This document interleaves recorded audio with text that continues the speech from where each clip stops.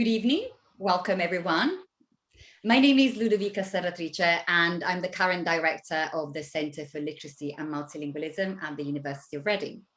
And I am delighted to welcome you to the first stage of our Being Multilingual online series. I think many of you are already familiar with CeLM, as we call it, because you have attended some of our events either in person or online. But for those of you who are new to our center, CeLM's mission is to conduct research, to engage with practitioners and the general public, and to train the next generation of researchers. Our research spans 5 broadly interconnected themes: language and literacy, education, migration, neuroscience, and health. And tonight we start our series by hearing about research in our language and literacy theme. I'm also very pleased to say that this online gathering gives me the opportunity to welcome CeLM's new director, Dr. Holly Joseph. And Holly will start her new role in August. And she's here now with us to introduce herself and to co-host the event and to introduce tonight's session. Holly, welcome. Thank you, Ludo. Hi, everyone. So yes, as Ludo said, my name's Holly Joseph. I am an associate professor at the Institute of Education at the University of Reading. And as Ludo said, I'll be taking over as director of CeLM in August. And I hope to carry on Ludo's excellent work. She's done a fantastic job, not only within the research community, but also communicating the research that we do to a wider audience, such as yourselves. And I have a background in psychology, but I work in an education department and my research is on language. So hopefully my own kind of background and interests span the research themes of CeLM quite well. And I'm really looking forward to continuing the good work that Ludo has done. So today's event and the following 4 events that we have organised showcase the incredible variety of work that we do at CeLM, not only in terms of topic, but also in terms of approach, methodology, and impact. And I'm really excited to introduce today's event, in which we have 2 fantastic speakers from the language and literacy theme. So Fraibet Aveledo and Christiana Themistocleous from the Department of English Language and Applied Linguistics. So Fraibet is a lecturer of child language development and bilingualism, and her research focuses on language development, second language acquisition, and bilingualism. And in particular, she's interested in the acquisition of grammar and semantics and how this relates to non-linguistic cognition. So she'll be talking about a project relating to that. And Christiana is an associate professor in sociolinguistics. And one of her research interests is multilingualism in borderline communities affected by conflict. And she'll be talking about one project in that area today. So first, Fraibet will just give a brief overview of the theme of language and literacy and talk about the research we're doing in CeLM under that theme. And then she'll talk about her own project looking at how second language learners understand and express motion events. That will be followed by Christiana's talk on her project Multilingualism in the Linguistic Landscape, which asks how Greek and Turkish-Cypriot residents in Nicosia in Cyprus experience public signs which contain the language of the former enemy. So we'd really like you to take part in this webinar with comments and questions. So you might be able, well, hopefully you can see that there's a Q&A section and a chat section. So if you have questions for either of our speakers, please post those questions in the Q&A section, not in the chat. And at the end, when both have finished, we will ask those questions. Feel free to use the chat as well for discussion, but please put your questions in the Q&A. Okay, so without further ado, I will pass over to Fraibet. Thank you very much, Holly. Let me just share first my presentation and then I talk.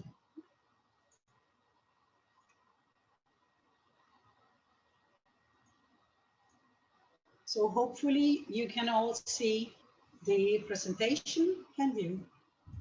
Okay. So first, I would like to thank you for being this evening with us. So as Holly said before, I am Fraibet Aveledo, and I am leading the theme of language and literacy. So where are we going today? So today I would like to give you an overlook of our research within the theme of language and literacy. I also want to present some examples of our projects within this theme. And finally, we will dedicate a bit more time to present, to describe two studies within the theme language and literacy. One is, and Polly already introduced us, is in second language acquisition, which I will be describing. And the second project is a project from Dr. Christiana Themistocleous, here present, who will be talking about multilingualism in the linguistic landscape. So language and literacy, it's a theme that joins together different disciplines. You will find researchers that work in linguistics, in education, in psychology, and clinical language sciences. A lot of the research is interdisciplinary as well. And the theme focuses on language and literacy from diverse mono and multilingual contexts in children as in adults.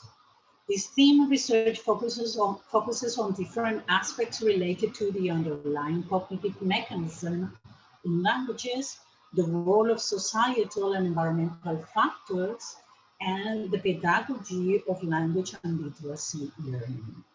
So I'm going to give you now a bit what are the sort of topic within each of these different aspects that the theme, in which the theme is involved. So we have in the underlying cognitive mechanism studies that analyze language processing in monolingual and multilingual children and adults, learning processes in certain languages, which is related to what I'm gonna show you today. In relation to the role of societal and environmental factors, we have studies on multiculturalism, in particular or specific contexts and circumstances. So for example, here we have studies such as multilingualism and identity in Cyprus, or the one that our colleague Christiana will present today, multilingualism in the linguistic landscape, the case of Nicosia in Cyprus.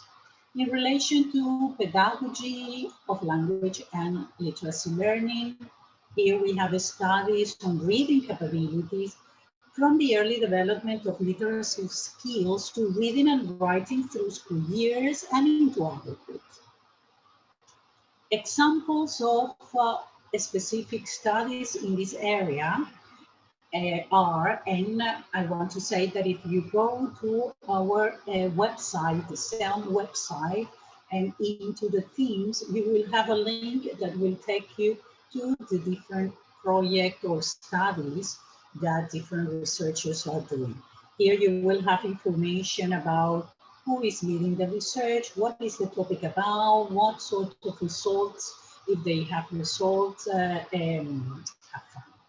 So an example of the research presented or included in the theme, we have child morphology and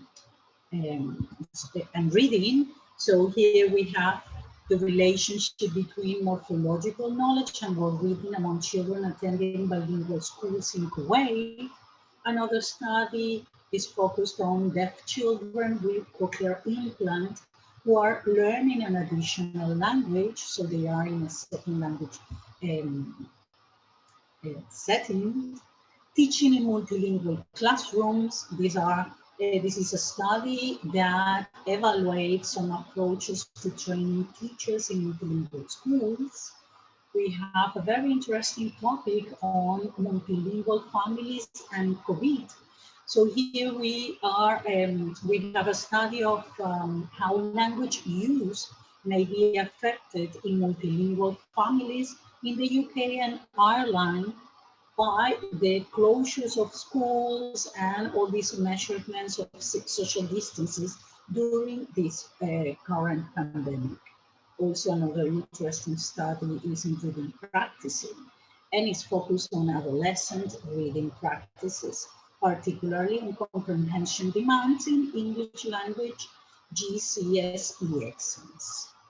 So you can see here more or less what is this thing about. So now I want to move to describe our studies.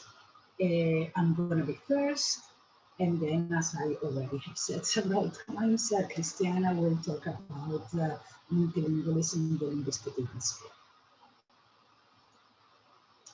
So my project is, or this topic I'm going to present today, my study is titled, How do second language learners understand and express motion events? I'm going to explain this in a second.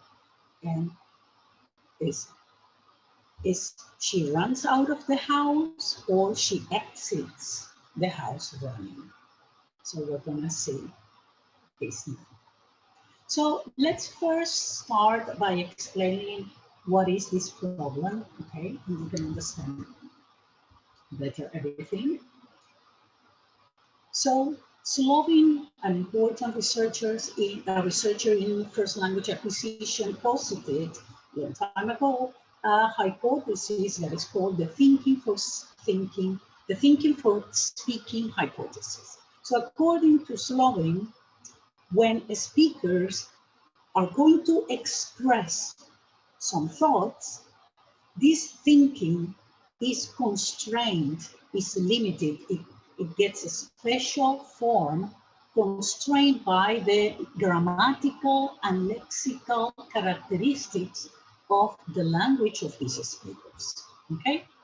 So this construct is called construct, which is, let's say, this relation between my thinking and the way I'm going to express it. So this limitation by the grammar and the lexicon, this is construct, seems to be really difficult to change when adults are learning a second language, okay? So this way of expressing certain ideas, certain thoughts in our first language are difficult to change when we're learning a second language that express differently the same ideas. It's going to make more sense in a moment. So the consequence of this seems to be, according to studies, is that learners will continue of a learners of a second language will continue using this construct from the first language into the second language. And this is what is called conceptual transfer. So for changing this construct, the speakers will have to reorganize, change this connection between what we observe here form is the language, the characteristics of the language, and the meaning, the semantics, the concepts. The organization will have to change to adapt it to the second language. But this seems to be complex for learners. And particularly, we focus on expressing motion events, and I'm going to explain this, and we observe that the speakers will have difficulties in expressing motion events as in the second language, when the way to express these motion events in the first language are different. So let's explain this. If you have any question, please, I'm really happy to help you to respond to anything at the end. So motion events are expressions of any figure in movement. Okay, so when we see any figure in movement, and I'm going to show you here one clip, we can see here a figure that is moving, That figure is moving in a ground, which is the tables, the library, the carpet, that's the ground. And that figure is taking a path. Yes, this is, in this case, is a cross, is the trajectory, let's say it. And the figure will move in a special way, in a manner. So for expressing this clip, this video, this situation that we observe here, in English, we will tend to say in this way, the girl is crawling across the table. Yes, maybe it's what we will tend to say. Not all the languages will express motion events in the same way. This is where I'm going now. Also, there are other elements apart from the ones that we mentioned here, but today we're not going into this. Okay, let me just change. So now I want you to see this clip, pay attention to this clip, think about, so just think about how would you describe what is happening and keep it in your mind.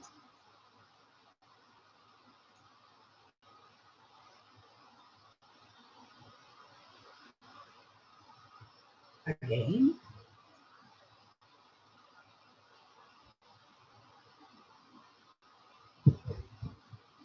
Okay. So tell me, an important linguistics 4 decades ago found or did a seminal work in which he found that languages in the world can be divided in how they express these motion events. That is, any figure moving in a path in a certain manner in a determined language.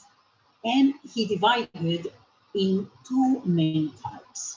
I have to say that today this is much more complex. There are 3 types, and how each type is, how languages behave in each type can vary as well. But let's start, from the beginning, and Talmi said there are 2 main types.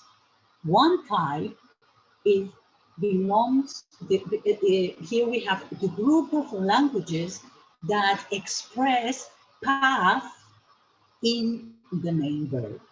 These are called verb frame languages or path languages, and Spanish is one of them. So in Spanish, we will say something like, the boy entered at the house running. El niño entró a la casa corriendo. See that the verb, the main verb, is expressing the trajectory, is entering, exiting, so in, out, up, down, across. These are paths, yes? And the way the figure is moving in Spanish many times is not expressed at all, or they are expressed in a gerund at the end of the sentence, like secondary. As a consequence, Spanish is a language that focuses in or have a high use of path verb languages. Spanish is also a bit special because it has also manner languages. So it's not completely that the tendency, and something important is that these are tendencies. It doesn't mean that Spanish speakers can't express a manner verb. They can, but the tendency, if we show them clips, or if they see any aspects of reality that is, as the clips I just showed you, they will tend to say, about someone enters somewhere, okay? There is another group, another type, which belongs, which join all the languages that express the path in a satellite, outside, not in the verb, but next to the verb, in a satellite, in a particle, in a preposition. And these are called satellite frame languages. Manner in this case, and English is a satellite frame language, the verb will express manner. The manner the figure moves. So in the same sentence, in the same motion event that we described here before, in English, it will be differently expressed. It will be the boy ran into the house. So something important here is not only that in English, the verb is used for expressing manner, but also it goes together with this preposition. And that means that these two actions can happen together. So run into, it's run and into the space it's moving into. That doesn't exist in Spanish. In Spanish, we can't connect these two. And it's the language, it's the characteristic of the language that is not allowing us to connect these two concepts together. Okay, so that's important. Interestingly, English is a language that has a really high use of manner verbs, much more than Spanish. So English has a lot of details about movement, ways of movement. With jumping, I would say that in jumping we have 2 words for jumping in Spanish. In English, there will be, I don't know, 5, 6, much more richer lexicon in manner. So far, so good, hopefully. Okay. So what happened? When I show you that clip here, if you are a speaker of a Romance language like French, Italian, or Japanese, or Semitic language like Arabic, for example, you will tend to use path to encode path in the verb. And you will say something like a woman enters in a building hoping. Yes? But if you are an English speaker, probably you thought in this way, a woman hops into the building. So the consequence is that speakers of Spanish or Romance languages and English will express differently these motion events. And the big question is what happens when a speaker of English learns a typologically different language as English. So according to what I've told you at the beginning of this lecture, these speakers will have difficulties, will struggle to restructure these patterns, these constructs into the L2 pattern. They will depend on the L1 pattern to produce it in the second language. And something interesting is that this is not a topic taught in classrooms of second languages. So for example, in classes of English or Spanish, in textbooks, this is a topic that is never discussed.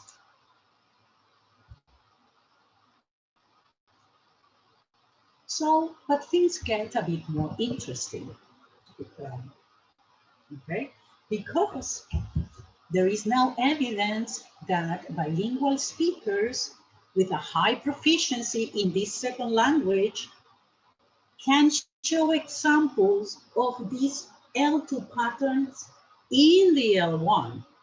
So what this is telling us is that these systems are much more flexible than previously thought, and the L1, once we are proficient in one language, and this is what we're studying, what sort of factors affect so that these constructs, these patterns in the L2 are transferred to L1 and also L1 into L2.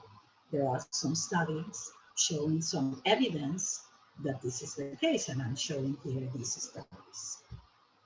So what we are analyzing here. So we want to see how speaking two typologically different languages, Spanish and English, affects motion event construal. These patterns I'm telling you about in the L1 and in the L2. So whether there is bidirectional effect and which factors seems to intervene and facilitate or not the transfer or the transfer of one pattern in one language into the other language. This is a study in progress. We have been working on this for several years with Professor Christiana Themistocleous from Lancaster University. I won't explain this again because here, this is what you already know. English focus in expressing manner, yes, together with path and prepositions, while Spanish is mainly path verb language, but can sometimes express manner in the verb. Something important is that in English, we can also express path in the verb. And interestingly, in these cases, we use Romance, French, verbs that come from France, from French, sorry. So exiting, entering, these are ascending, descending, these are path verbs that came into the language through the French, a Romance language. So we analyze descriptions of motion events by Spanish-English bilinguals in L2 and in L1. And for comparison purposes, we also analyze descriptions of monolingual speakers of Spanish and monolingual speakers of English.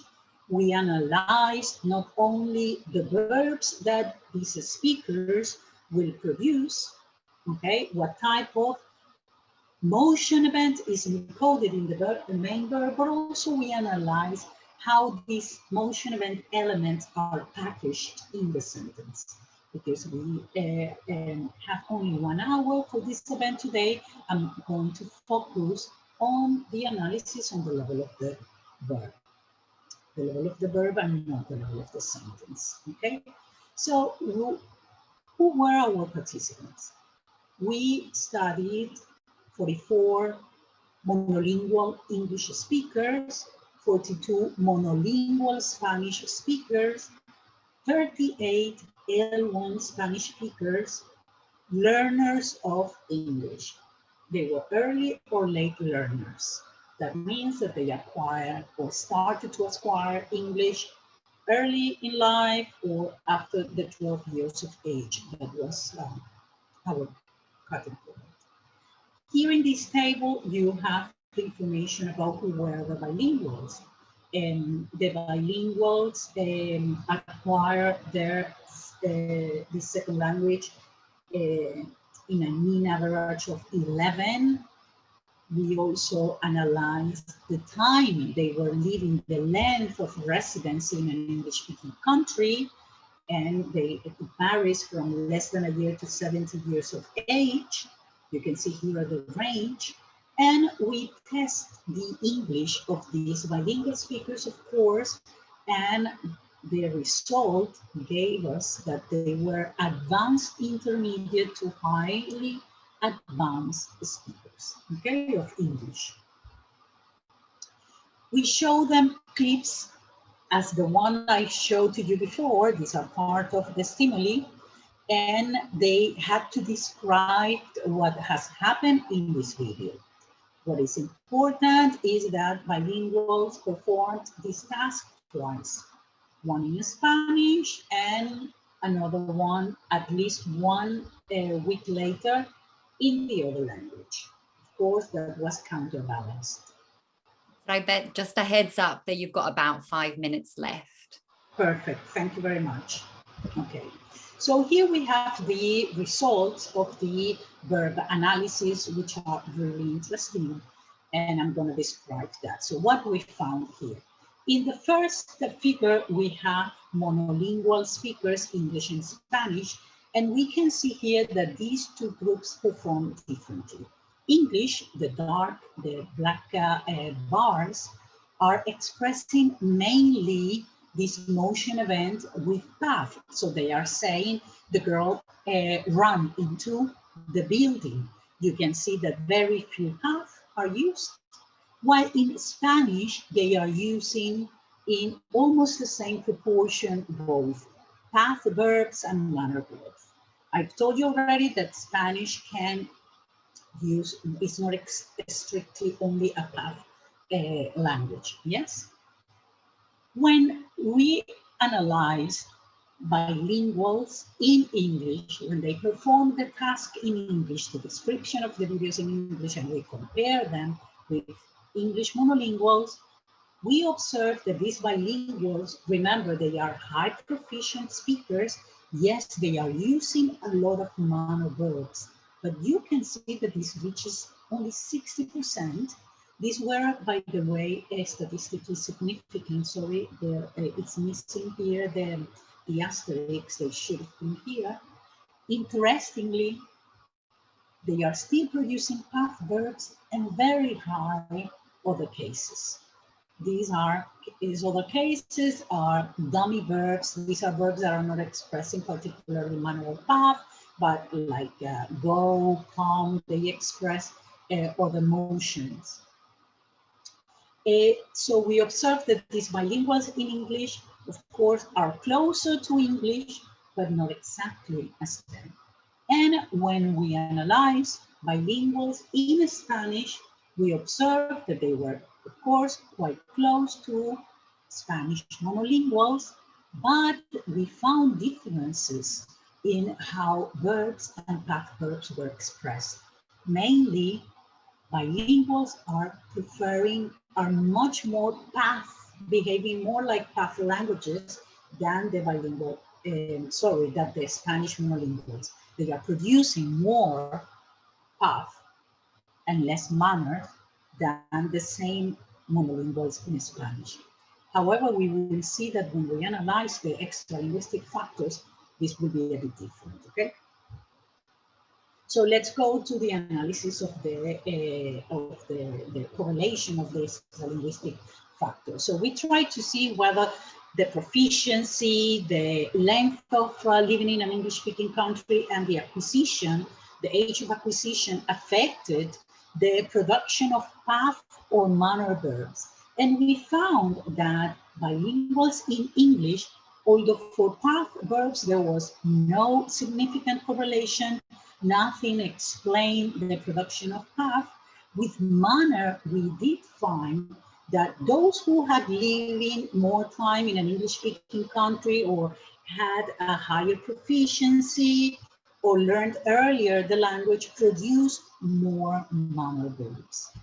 And really interesting, in Spanish, these bilinguals that have had more contact with English because they learned earlier the language, because they have been living longer in an English-speaking country, they produce less path verbs in Spanish, or they produce more manner verbs in Spanish. So that is, the Spanish seems to be affected in these bilingual speakers by learning these constructs from English.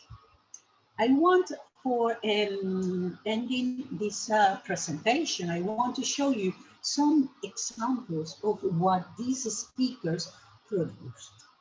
And you can see that these are not typical English ways to express motion patterns. So here we have in English, these are produced in English. A girl enters in a room hoping. This is a Spanish structure. A man enters a room. A woman enters in circles in a room. Someone enters a building jumping. Someone is passing down some tables in a library. This is referring to a woman scrolling down the tables. You remember that, no? So see the necessity to express trajectory, passing down. A woman is jumping, entering through a door. A man enters a room through a door. The same happens in Spanish as well. Some of the bilingual speakers, and I want to focus on the third and last example. See here this sentence. I'm going to read it in English, okay? A person enters jumping in only one foot, in only one leg. This is a way to express all the semantic content that we observe in hoping, in the word hope, in Spanish, where there is no equivalent for hope. This is what we think, of course. In the last case. Sorry to interrupt, Fraibet, just in the interest of time, maybe we could go back to these perhaps at the very end after in the Q&A, just. Of course, yes. And just finishing, because this is the last, then the conclusion is that we observe then definitely an effect of the first language transfer from the L1 into the L2, but also we observe some effect of the L2 in the L1. And of course, for future studies, we are focusing on in models, designs of teaching motion event in classrooms. And thank you very much. I finish here my presentation. Thank you.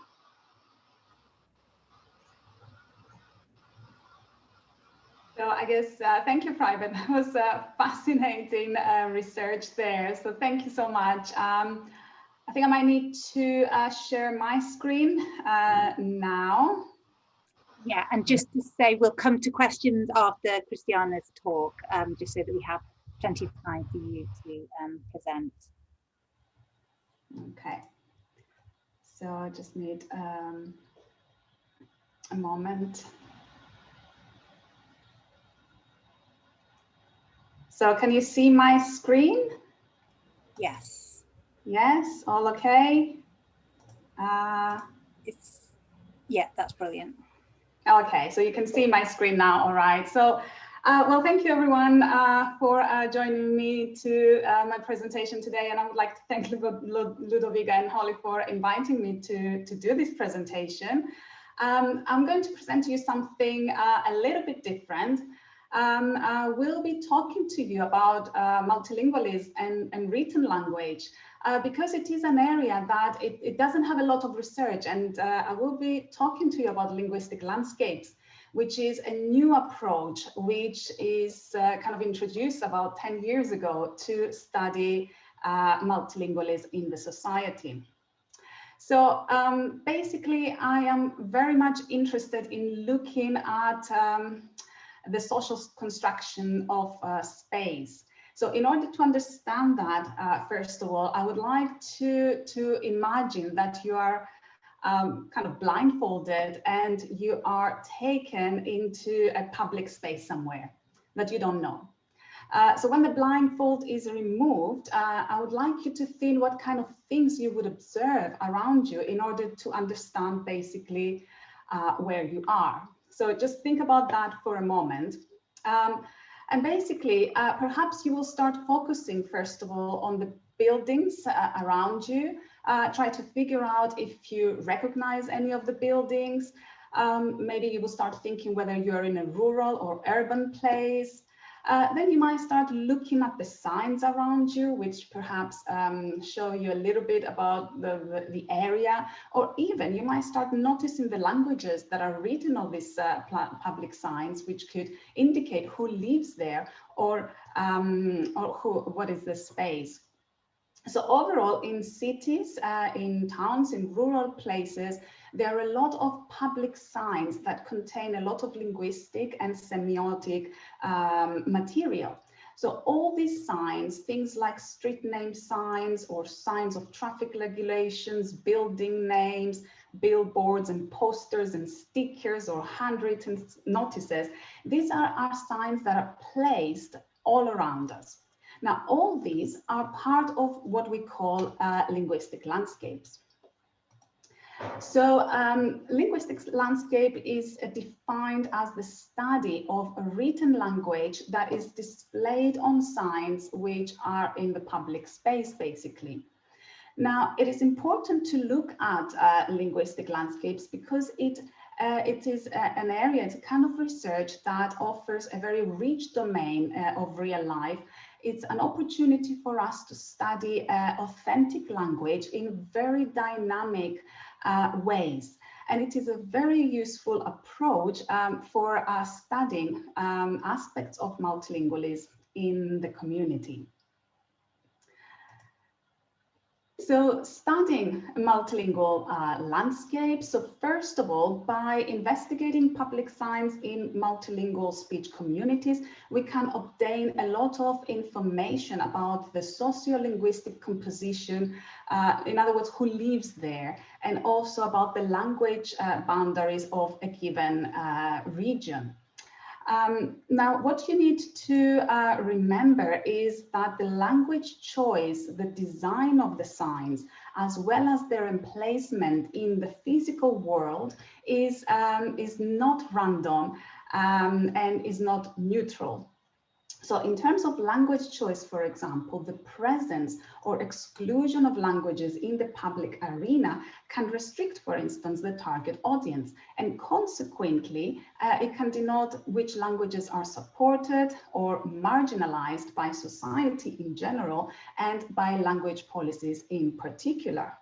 Now, as a result, this can unveil some symbolic functions, as this information and science can provide valuable insights into the prominence, the status, and the prestige of languages, and consequently tell us something about the ideological conflicts that might exist in a given multilingual community, especially in areas which are politically and socially contested.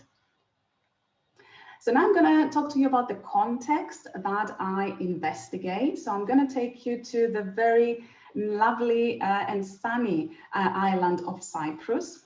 So this is the area where I conduct my research. I'm not sure if you're familiar with the case of Cyprus, but this is a case that is very interesting and important to investigate, because after a long-term conflict between the Greek Cypriots and the Turkish Cypriots and the war of 1974, the island has been divided by a United Nations controlled buffer zone. So the green line, which you can see here on your map, runs across the island, so you can see it here, and divides Cyprus and Nicosia, its capital, in two. So you see the Turkish Cypriot community, usually they live in the north part of Cyprus, and you have the Greek Cypriot community in the south part of Cyprus. In 1983, the de facto state of the Turkish Republic of Northern Cyprus was declared, and we need to remember that this is a state that is not internationally recognized except by Turkey. Now, the two communities have lived in complete separation for 30 years until movement restrictions were partially lifted in 2003. Since then, we saw the opening of 7 crossing points across the island, one of which is located in the heart of Nicosia, and this is the one that is the focus of my investigation today. Now, before I move on to talk to you about my actual study, I need to tell you a little bit about the sociolinguistic situation in Cyprus and tell you about which languages are used. So the Republic of Cyprus is officially a bilingual state, and Greek and Turkish are the official languages. However, the use of Turkish is very limited, and the majority of the people in the Greek Cypriot community do not learn the language, especially the younger generations. Now, in the Turkish Republic of Northern Cyprus, only Turkish is the official language, and it is therefore a monolingual state. English is a very important language on the island. It is not official, it's not recognized as the official language, but it is considered kind of like a non-ethnically loaded language, and a language that is kind of like a lingua franca that is used between the Greek Cypriots and the Turkish Cypriots when they communicate, because remember, they don't speak the language of each other because of the conflict. English is also important for tourism and trading purposes, and it's often associated with globalization and modernity. The next thing that I would like to say is a little bit about the ideologies in Cyprus. There's a lot to say, and I've managed to put it a little bit in one slide. But there are mainly 2 ideologies in Cyprus. We've got nationalism and Cypriotism. So nationalism regards Cyprus as the extension of either Greek or Turkey, depending on which side you come from, which are basically considered the motherlands. This ideology is further enhanced by the common heritage, the common culture, language, and religion that the two sides share with either Greece or Turkey. These strong nationalist ideologies often result in negative attitudes towards the people from the other side and consequently towards their language. The separate educational systems and as well as the mass media often create negative stereotypes of the other, as both sides see themselves as victims of aggression from the conflict. Crossing to, for example, from the Greek Cypriot community to the Turkish Cypriot community is often considered morally wrong, especially because the act of showing someone's passport is functioning as a recognition of the Turkish Republic of Northern Cyprus. I will say how this becomes relevant to our study in just a moment. Also, speaking the language of the other is considered by some people as a betrayal. Consequently, because of these ideologies, multilingualism in Greek and Turkish declined over the years. On the other side, we have the other ideology, that of Cypriotism. It is the opposite ideology. Now, this ideology envisages Cyprus as an independent and distinct political unit that is different from Greece and is different from Turkey. This ideology openly supports the idea of unification of the island and living happily together, the Greek Cypriots and the Turkish Cypriots. The reason I'm presenting the ideologies is that you're going to see later on how they become visible in the public space.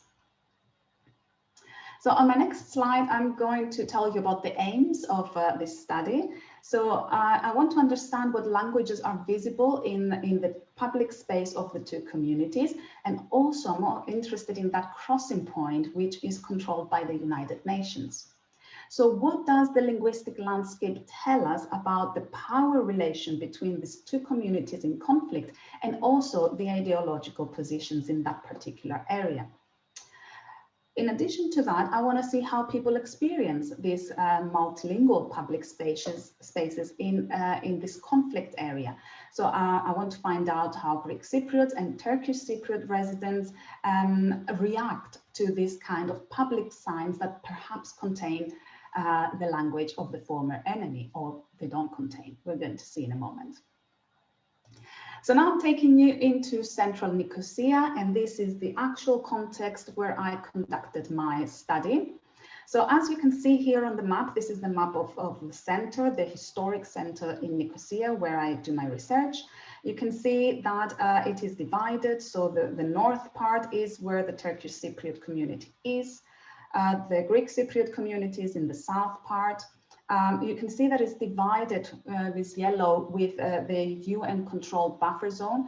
You need to bear in mind that access is prohibited in this area, with the exception of this portal, this crossing point, the Livras Lokmachi crossing point, which is still part of the UN-controlled buffer zone.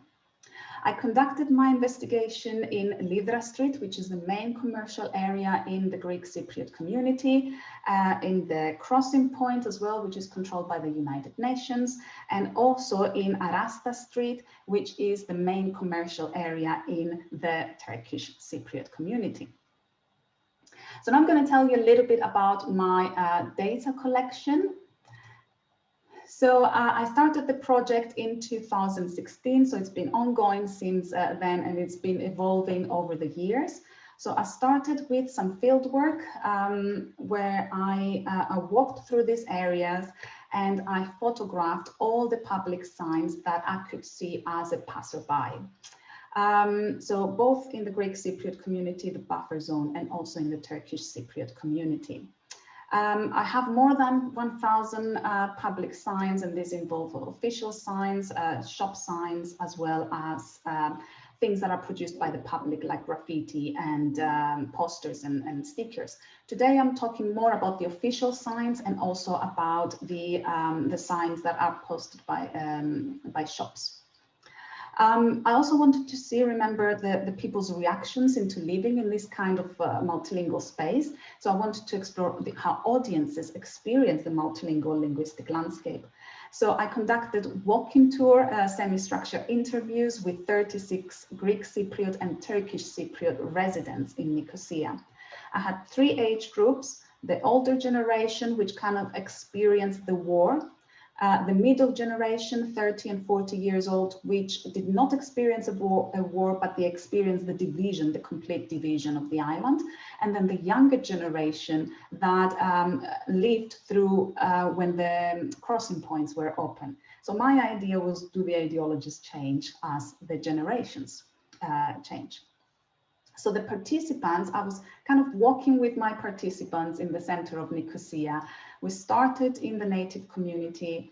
We walked through the commercial street, and then we reached the checkpoint where we showed our passport. We walked through the buffer zone, and then checkpoint again, showed our passport, and then we walked in the commercial street of the other community.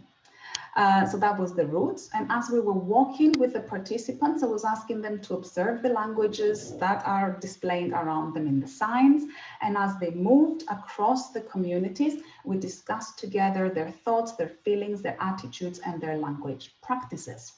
So I was asking them questions like, how do you feel when you see signs in Greek or Turkish? Is it the first time you notice these signs? And so on and so on. It is worth mentioning at this point some challenges when conducting this kind of cross-border research, especially in conflict zones. So first of all, was finding participants who were willing to cross to the other side was very difficult, because some people, as I said earlier, they don't want to show the passports at the cross point because they consider it as morally wrong. This was mainly the case of Greek Cypriots. For Turkish Cypriots, some of them were not allowed to cross to the Greek Cypriot community because of the kind of passport they were holding. So even if they wanted to take part, they couldn't. And finally, due to COVID-19, the border basically closed down, and this lasted for more than a year, but we were lucky enough to collect the data just 2 months before the travel restrictions.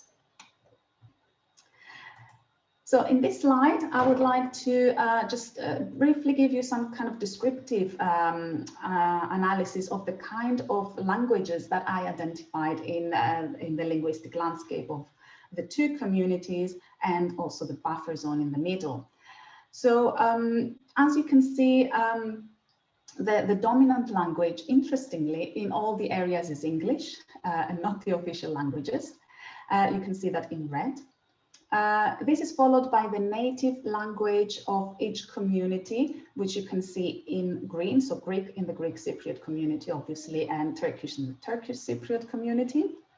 There were very few instances of the language of the other identified in each community, especially in the Greek Cypriot community. So you can see these instances in blue. Signs containing Turkish were less than 1% in the Greek Cypriot community, despite the fact that it is one of the official languages. There were a little bit more Greek in the Turkish Cypriot community, which I will discuss in a moment. There were about 4% of signs containing Greek. However, as you can see, which is quite interesting, in the middle of those signs in yellow, there were instances of multilingual public signs, which were identified in the buffer zone. So what I'm going to do now is go through a few photos that I collected from the linguistic landscape, from my fieldwork, and show you some of these signs and the languages that they contain. And then I'm going to tell you a little bit more about the people's reactions. So I'm going to start with, as I said, I'm looking at official signs and signs from the shops. I'm going to start with some of the very basic official signs that we see in every place that we go around the world. So street name signs. As you can see here on your slide, I've got the street name sign in the Greek Cypriot community, which has Greek on top, followed by English, so it's bilingual. And therefore, on the other side, we've got the Turkish Cypriot community, which is only in Turkish. So we can see here that the language choice in these signs provides some kind of spatial representation of the 2 ethnic groups and their language in each community respectively. Now, interestingly, the exclusion of the language of the former enemy indexes this kind of ideology of political, cultural, and social separation between the two ethnic groups. If we move on now to look at a different sign, so this is the street name sign that is actually located in the buffer zone. Remember, this is an area that is controlled by the United Nations. So this was the only trilingual sign that I found in the area in terms of street names. And this is interesting. The composition of this sign is very, very important. First of all, if you can see the sign, it says it has the phrase European Union Committee of Regions, and this is displayed at the top position. And also, if you can see here on the right, we can see the EU insignia. Now, this suggests that the EU has been involved in the creation of this sign. Other elements include the word open that is on the left, and also the word street that is on the right. If you read that, it says Open Livras Street. Now, with the use of this phrase, this sign creates a discourse of unification, peace, and integration. And these are qualities that are promoted by the EU and the United Nations. Finally, we see the emplacement of the codes of the languages within the sign, which also generates some kind of meaning. It tells us something. So as I said, this was one of the only trilingual street signs found in the area. Interestingly, we see that English occupies the central, most prominent position on the side, while we see Greek and Turkish are kind of somehow polarized at the top and the bottom. Now, this could suggest that although the discourse of unification, peace, and integration are projected on this sign, these are mainly promoted by the not by the two local communities, but mainly by the EU and the UN initiatives. Now, moving on to look at some signs at the checkpoint, just to focus a little bit on the order of the languages appear on a given sign. So this is the Turkish-Cypriot checkpoint, and what you can see here on the slide is a warning sign informing visitors about kind of immigration control. So as we can see, the notification again is trilingual, but the emplacement of codes on the sign once again tell us something. So the alignment of the sign obviously is vertical, therefore Turkish, as you can see here on the slide, is prioritized. And then it is followed by English, and the Greek language is displayed last. This actually promotes, you can say, promotes a Turkish identity while tolerating Greek by placing it into a final position.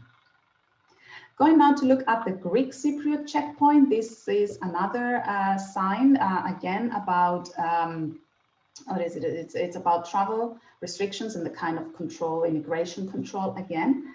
Now, the first notification, which is, I know you cannot read that because it's quite small, so you're going to have to trust me on that.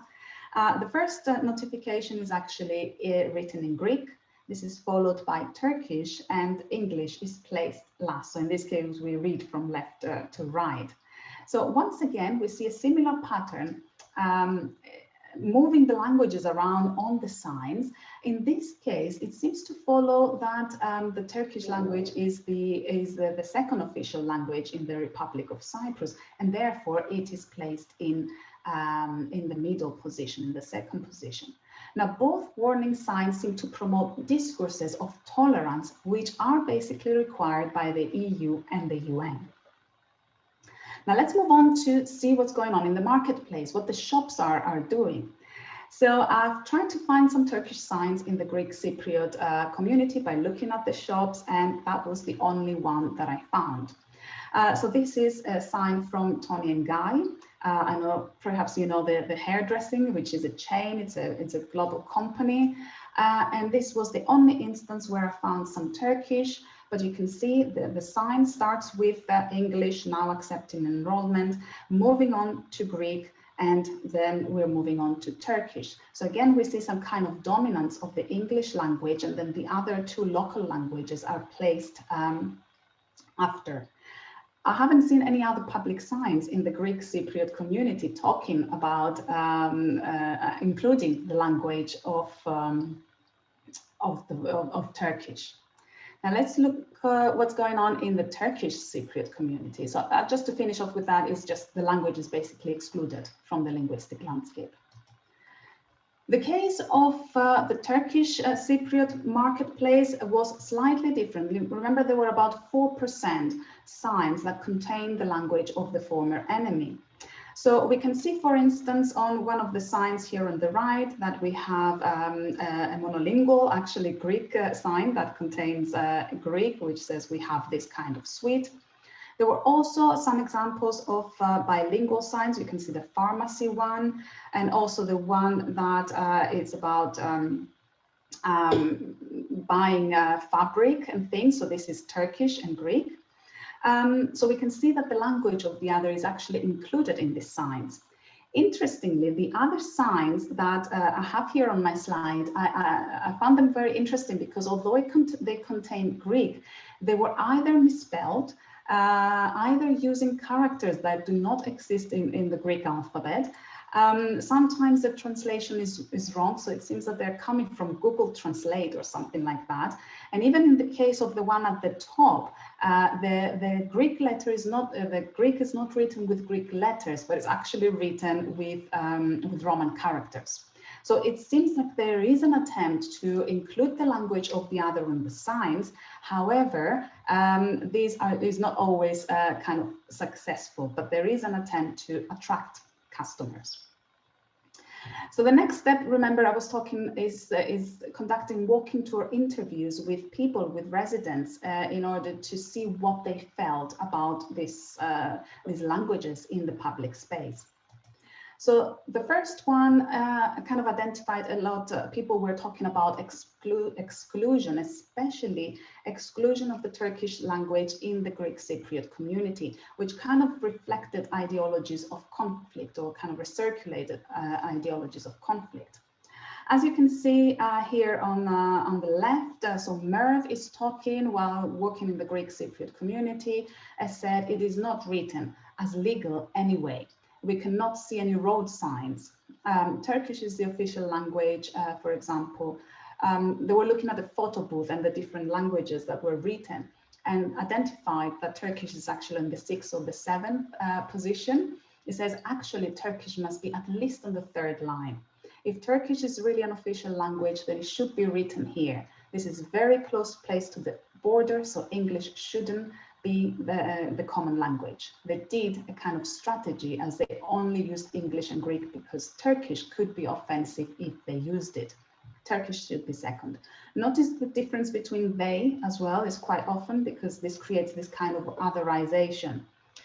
So this seems to think that there is a strategy behind the exclusion of Turkish because the Greek Cypriots might think it's offensive. This is also what Rana says. They say they don't use Turkish. They may be scared of the public reaction. So this was the reaction of Turkish Cypriots towards the exclusion of Turkish in the Greek Cypriot community. Now let's see what the Greek Cypriots have to say about that. Christiana, sorry to interrupt, just a 5-minute warning again. Thank you. So the Greek Cypriots, they seem to not like the idea of having Turkish in the public signs in the linguistic landscape of their community. So we have Anastasia who says, I feel it's not mine. It does not express me as a language, as a state, as a country. I feel for me, it's Greek and English. So these are the acceptable languages for the linguistic landscape. I don't want to see Turkish, but also recognizes that I might be narrow-minded, recognizing that other ideologies might also exist in some other people. And this is basically what Annie said as well. She said, some people accept, some people don't accept. I mean, I wouldn't like it. I do not accept it. Up to this point, I accept certain things, but on signs, on those signs, it says on those signs to have Turkish as well, I think I wouldn't like it. So we see kind of different ideologies existing in the two communities. Now, talking about the inclusion of Greek in the Turkish Cypriot community, a lot of the participants identified that this might be down to consumerism. As Andreas, we see here, he's a 60-year-old Greek Cypriot, said, right, they started putting signs in Greek, whereas before there weren't in Greek. It means that nowadays there are more people, Cypriots, notice how Cypriots for Andreas means the Greek Cypriots, who come to this side compared to 4 years ago. And then Kerem, who is a young Turkish Cypriot, says, I speak Greek, I don't feel weird, it's something that is normalized. I need to mention here that the Greek Cypriot side is much more developed, whereas compared to the Turkish Cypriot, which seems to put all the signs in order to attract more customers, and it seems to be becoming normalized. Finally, this is one of my last slides. Some people, not all of them, some people started talking about inclusion in order to bring people together from both communities, in order to enhance tolerance, trust between the two communities. On the left-hand side, we have Sophia, who is a young Greek Cypriot. She tells us a story about meeting some Turkish Cypriot guys in the city center, starting to get to know each other and eventually starting to teach each other some of the words. Now, this made her interested in the language, and now she says she started learning Turkish at university. So we see some attempt of coming closer. On the other hand, we see Atalay, who's 60 years old, and he's Turkish Cypriot, who said, I think there should be Turkish in the south side and Greek in the north side. Here should be the language of the people coming from the south, and he's pointing at a particular sign. So we see that people from two generations are actually talking about learning the language of the other and including it in the linguistic landscape. So finishing off now with my conclusions. So first of all, we can see that a good deal of Nicosia's public space is actually designed by political and institutional priorities, which tend to exclude the language of the other. Now, obviously, this indexes the territorial limits and the language boundaries of the two communities. Sometimes this exclusion restricts the audience, and therefore it promotes distinct cultural and national identities. Also, it reflects some historical and political ideologies of division and alienation. Ideologies of tolerance are evident, especially in the crossing points. And we also learned that political economies, especially in the Turkish Cypriot community, which is less developed, also socially construct the linguistic landscape in that particular area, because we saw more Greek. Now, moving on to the analysis of the walking tour interviews, I thought they were very, very interesting because it revealed that language stances differ among the participants. It wasn't, as I hypothesized at the beginning, it wasn't about the generation, it wasn't about people's ages or whether they experienced the war or not, but it was down to the political ideologies that they hold and consequently the linguistic ideologies that they hold. It was the attitudes of the people, their ideologies were ambivalent very often. So they would say something and then they would take it back. Either they fell back or they were trying to be politically correct or scared to say their own real opinion. But overall, there were strong nationalist ideologies expressed. So they are still very, very prominent. And at the same time, we saw some ideologies of unification and peace slowly start to surface. So thank you very much for your attention. I hope I'm in time. And these are also my contact details in case you would like to contact me. So thank you for your attention. I'm happy to answer questions. Thank you so much, Christiana and Fraibet, and we're really sorry that we've gone a little bit over time. I know that Ludo has very kindly answered questions by typing them into the Q&A section. So I don't think we have any remaining questions. And obviously you'll all be hungry and wanting to have your dinner or do whatever you do in the evening. So all I want to do is I'm going to just share in the chat a link to register for our future event. So our next event is next Wednesday, and that is the education theme. So we've got two talks from, I think, Suzanne Graham and Naomi Flynn, one about creativity and language learning, and one about how teachers can best support multilingual children in the classroom. So if you enjoyed today, or even if you didn't, please do come along to next week's event and have a look. If you go onto the registration form, you'll see some details about the other events as well that you might want to sign up to. So another huge thank you to our two speakers. I think they showed what incredible variety of research we're doing even within one theme. I didn't know anything about Nicosia, Christiana. That was really fascinating. Thanks for coming. Thank you to our panelists. Thank you, Ludo, for organising, and we will see you next week, hopefully. Thank you very much. Bye, everyone. Thank you.